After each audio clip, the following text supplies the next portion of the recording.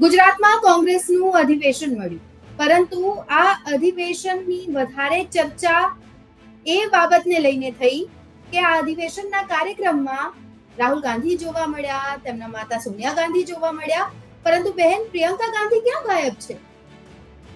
થોડા સમય પહેલા તેમના આગમનના પણ સમાચાર હતા કે ભાઈ રાહુલ ગાંધી આવવાના છે, સોનિયા ગાંધી આવવાના છે અને આની સાથે સાથે પ્રિયંકા ગાંધી પણ ગુજરાતના અમદાવાદમાં આવવાના છે. આ અધિવેશનના કાર્યક્રમમાં CWC ની મીટિંગમાં AICC ના સેશનની શરૂઆત છે થઈ ગઈ છે. અલગ અલગ નેતાઓ છે, ખૂણે ખૂણેથી પહોંચ્યા છે, પરંતુ અહીં સૌથી વધારે ચર્ચા જો થઈ રહી હોય તો એ છે કે પ્રિયંકા ગાંધી શા માટે આ કાર્યક્રમમાં ગેરહાજર છે. 64 વર્ષ બાદ ગુજરાતમાં આ અધિવેશનનું કાર્યક્રમ યોજાઈ રહ્યું છે, જેમાં પ્રિયંકા ગાંધીની ગેરહાજરી ઉડીને આંખે વળગી રહી છે. બીજી બાજુ ખૂણે ખૂણેથી નેતાઓ જ્યારે અહીં ગુજરાતમાં આવી પહોંચ્યા છે, ત્યારે સ્વાભાવિક છે ચર્ચા એવી પણ થઈ કે ભાઈ ઘરનો જ પ્રસંગ હતો, છતાં પણ પ્રિયંકા ગાંધી શા માટે ગેરહાજર.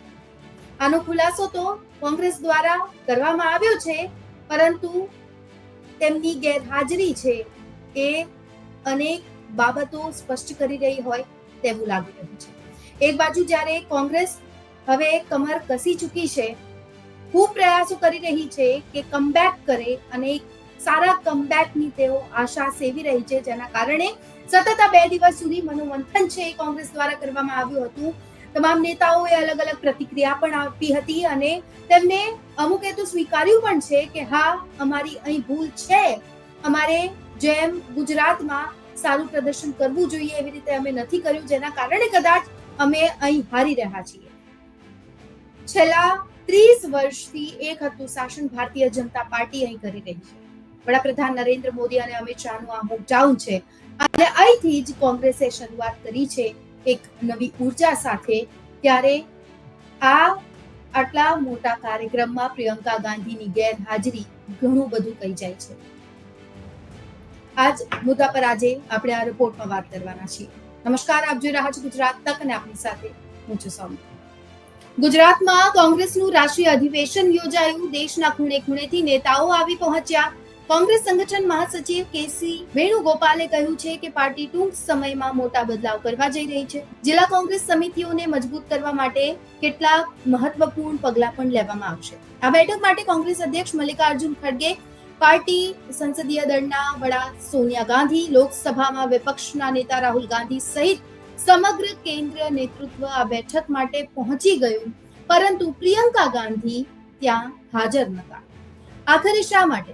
સવાલ એટલા માટે ઉઠી રહ્યા છે કારણ કે ગત દિવસોમાં વકફ બિલ પર લોકસભામાં લાંબી ચર્ચા દરમિયાન કોંગ્રેસના વ્હીપ છતાં પ્રિયંકા ગાંધી આવ્યા નહોતા. હવે વાયનાડથી સાંસદ રાષ્ટ્રીય અધિવેશનમાં પણ તેઓ દૂર છે. સત્રના એક દિવસ પહેલા કોંગ્રેસ પાર્ટીએ સરદાર વલ્લભભાઈ પટેલ રાષ્ટ્રીય સ્મારક પર વિસ્તૃત કાર્ય સમિતિની બેઠક પણ યોજી હતી અને આ જ સમયે પટેલના વારસા પર ભાર મૂકવાની સાથે સાથે સંગઠનને મજબૂત કરવા સહિત અનેક રાજકીય મુદ્દાઓ પર ચર્ચા કરવામાં આવી. વર્કિંગ કમિટીના સભ્યો, રાજ્ય કોંગ્રેસ સમિતિઓના પ્રમુખો, કર્ણાટકના મુખ્યપ્રધાન સિદ્ધારમૈયા, તેલંગાણાના મુખ્યપ્રધાન રેવંત રેડ્ડી, હિમાચલ પ્રદેશના મુખ્યપ્રધાન સુખવિન્દરસિંહ સુખુ, રાજ્યોના કોંગ્રેસ વિધાનમંડળ પક્ષના નેતાઓ અને ભૂતપૂર્વ મુખ્યપ્રધાનોએ પણ બેઠકમાં હાજરી આપી. કોંગ્રેસ મહાસચિવ પ્રિયંકા ગાંધી વિદેશમાં હોવાથી ત્યાં હાજર નહોતા એવું નિવેદન પાર્ટી તરફથી આવ્યું અને સૌ કોઈ ચોંકી ગયા કે આટલો મોટો કાર્યક્રમ કોંગ્રેસ કરી રહી છે, છતાં પ્રિયંકા ગાંધી શા માટે ન આવી શક્યા? Why was she not present today? Any particular reason, please? No, she already had been requested to the Honorable Congress President for a leave in this AIC session and also for the Parliament session. Why? Because she had a pre-engagement in abroad. That is why she requested for a leave from the party. Party already granted that leave. કોંગ્રેસે ગુજરાતની ધરતી પરથી સરદાર વલ્લભભાઈ પટેલના વારસા પર પોતાનો દાવો મજબૂતીથી દાખવ્યો હતો. પાર્ટી નેતૃત્વએ કહ્યું છે કે દેશના પ્રથમ નાયબ વડાપ્રધાન આપણા સરદાર છે અને પાર્ટી તેમના માર્ગ પર ચાલીને સાંપ્રદાયિકતા, ધાર્મિક ધ્રુવીકરણ અને વિભાજનકારી રાજનીતિ સામે લડવા માટે તૈયાર છે. મહત્વનું છે, 64 વર્ષ બાદ ગુજરાતમાં કોંગ્રેસનું રાષ્ટ્રીય અધિવેશન મળ્યું છે. અમદાવાદમાં આ રાષ્ટ્રીય અધિવેશન અને CWC એટલે કોંગ્રેસ વર્કિંગ કમિટીની બેઠક મળી, જેમાં હાજરી આપવા માટે નેતાઓનો જમાવડો જોવા મળ્યો. સોનિયા ગાંધી અને રાહુલ ગાંધી પણ આવી પહોંચ્યા.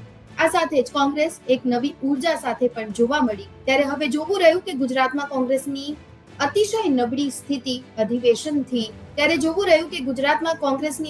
નબળી સ્થિતિ છે તે સુધરશે કે કેમ અધિવેશન બાદ? શું સાચે અધિવેશનથી થશે કમાલ?